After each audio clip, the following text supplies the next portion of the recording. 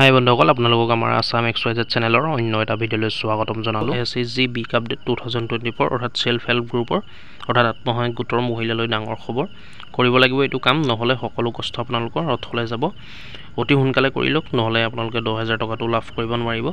কি কৰিব লাগিব, কেনেকৈ কৰিব লাগিব, মই আপোনালোকক ভিডিঅ' জনাই আছোঁ। আপোনালোকে ভিডিঅ'টো শেষলৈকে চাই থাকিব, মই সকলোখিনি কথা আপোনালোকক জনাই দিম। চাওক বন্ধুসকল, এইটো মেছেজ দিছে জীৱিকা সখী ফালৰ পৰা। হয়তো আপোনালোকেও পাইছে যিসকল আত্মসহায়ক গোটত আছে, বা যদিও পোৱা নাই আপোনালোকে পাব অতি সোনকালে। সকলোৰে প্ৰতি এটি বিশেষ জাননী, মে 31 তাৰিখৰ ভিতৰত ভাৰত চৰকাৰে প্ৰৱৰ্তন কৰা সকলো বীমা যেনে PMJJBY আৰু PMSBY স্বয়ংক্ৰিয় নৱীকৰণ প্ৰক্ৰিয়া কৰা হ'ব। PMJJBY আৰু PMSBY এইটা আঁচনি হয়, ইঞ্চুৰেঞ্চৰ আঁচনি মানে। মই আপোনালোকক পাছত ভিডিঅ'টো জনাই আছোঁ। PMJJBY সবিশেষ আৰু PMSBY স্বয়ংক্ৰিয় নৱীকৰণ প্ৰক্ৰিয়া কৰা হ'ব, মানে ৰিনুৱেল কৰা হ'ব। গতিকে সকলো গোটৰ সদস্যৰ নিজা বেংক শাখাৰ জমা পুঁজি ন্যূনতম 500 টকা এই সময়সীমাত ৰাখিবৰ বাবে জনোৱা হৈছে। আপোনালোকে যদি বেংক এখন খালী হৈ আছে, খালী কৰি নাৰাখিব। 31 তাৰিখৰ ভিতৰত 31 তাৰিখ অৰ্থাৎ 31 মে' ভিতৰত আপোনালোকে অতি সোনকালে 500 টকা এটা জমা কৰিব, আৰু মিনিমাম 500 টকা এটা জমা থাকিবই লাগিব। যদি আপোনালোকৰ একাউণ্টত নাই তেতিয়া জমা কৰিব, আৰু যিসকলৰ আছে থাকিবলৈ দিব। আপোনালোকে খালী কৰি নথব একাউণ্ট। এই সময়সীমাত ৰাখিবৰ বাবে জনোৱা হৈছে। অতি সুখবৰটো হৈছে, যদি নিজৰ একাউণ্টত এই টকা বৰ্তমান মজুত নাই, তেনেহ'লে চিন্তাৰ কোনো কাৰণ নাই। নাথাকিলেও চিন্তাৰ কোনো কাৰণ নাই বুলি কৈছে, কিন্তু থকাটো দৰকাৰ, মানে থকাটো ভাল। এগৰাকী সদস্য নিজৰ গোট গ্ৰাম্য সংগঠন মণ্ডল পৰ্যায়ৰ সংগঠনৰ পৰা 6 মাহৰ ভিতৰত ঘূৰাই দিব পৰাকৈ বিনা সুতত টকা ল'ব পাৰিব। আপোনালোকে এইকেইটা দেখিছে, গোট গ্ৰাম্য সংগঠন মণ্ডল পৰ্যায়ৰ সংগঠনৰ পৰা 6 মাহৰ ভিতৰত আপোনালোকে ঘূৰাই দিব পৰাকৈ বিনা সুতত আপোনালোকে পইচাটো ল'ব পাৰিব, লৈ পেলাই একাউণ্টত জমা কৰিব পাৰিব। যদি আপোনালোকৰ একাউণ্টত নাই বা থ'বলৈ আপোনালোকৰ কিবা অসুবিধা হৈছে, আপোনালোকে এইকেইটাৰ পৰা গোট হওক গ্ৰাম্য সংগঠন মণ্ডল পৰ্যায়ৰ সংগঠনৰ পৰা আপোনালোকে পইচাটো ল'ব পাৰিব, লৈ একাউণ্টত জমা কৰিব পাৰিব। কিন্তু প্ৰতিশ্ৰুতি দিয়া সময়ৰ ভিতৰত টকা আদায় দিব নোৱাৰিলে সংশ্লিষ্ট ধন লওঁতে চৰ্তমতে ঋণ পৰিশোধ কৰিব লাগিব। আপোনালোকে যদি পইচাটো লৈ সময়মতে ঘূৰাই নিদিয়ে, তেন্তে ইয়াৰ ঋণ পৰিশোধ আপোনালোকে কৰিব লাগিব। সকলোৱে এই বাৰ্তাটো সকলো গ্ৰুপত প্ৰেৰণ কৰক। দেখিলে আপোনালোকে 31 তাৰিখৰ আগতে আপোনালোকে যদি একাউণ্টত নাই, আপোনালোকে 500 টকা এটা মিনিমাম জমা কৰিব, আৰু PMJJBY PMSBY নৱীকৰণ হ'ব, মানে ৰিনুৱেল হ'ব। আৰু এইকেইটা কি আঁচনি মই আপোনালোকক সবিশেষ ভিডিঅ'টোত জনাই আছোঁ। চাওক বন্ধুসকল, PMJJBY হ'ল প্ৰধানমন্ত্ৰী জীৱন জ্যোতি বীমা যোজনা। এইটো দেখিছে আপোনালোকে, এইটো আঁচনি হয় এটা, প্ৰধানমন্ত্ৰী জীৱন জ্যোতি বীমা যোজনা। কভাৰেজ সুবিধা, যোগ্যতা আৰু আবেদন প্ৰক্ৰিয়া জানি লওক।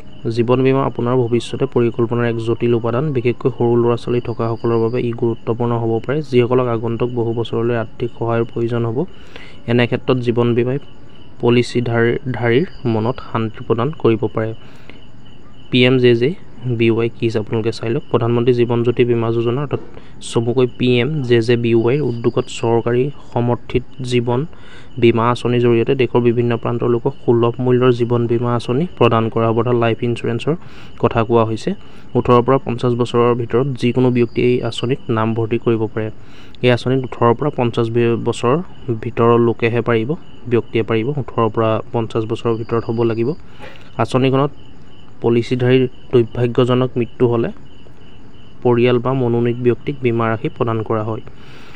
এইটো আঁচনিৰ দ্বাৰা মানে যিজনে কৰি থ'ব, তেওঁ যদি মানে পটককৈ দুৰ্ভাগ্যজনক মৃত্যু হয় বা কিবা এক্সিডেণ্ট হৈ মৃত্যু হয়, তেনেকুৱা ধৰণৰ পৰিয়াল বা মনোনীত ব্যক্তিক, মানে পৰিয়ালক এই আঁচনি দিয়া হ'ব, বা তেওঁ যিগৰাকীক নমিনি দি থোৱা হ'ব বেংকত, মানে যিগৰাকীক নমিনি দিব বা যিজন ব্যক্তিক নমিনি দিব তেওঁক প্ৰদান কৰা হ'ব এই আঁচনিটো। দেখিলে আপোনালোকে PMJJBY আঁচনি কি হয়। মই বেছি দীঘলীয়া নকওঁ বন্ধুসকল, আপোনালোকে প্ৰয়োজন হ'লে চাই ল'ব। মই ডিছক্ৰিপশ্যনত লিংকটো দি থ'ম, ইয়াত আপোনালোকে বিশালভাৱে চাই ল'ব।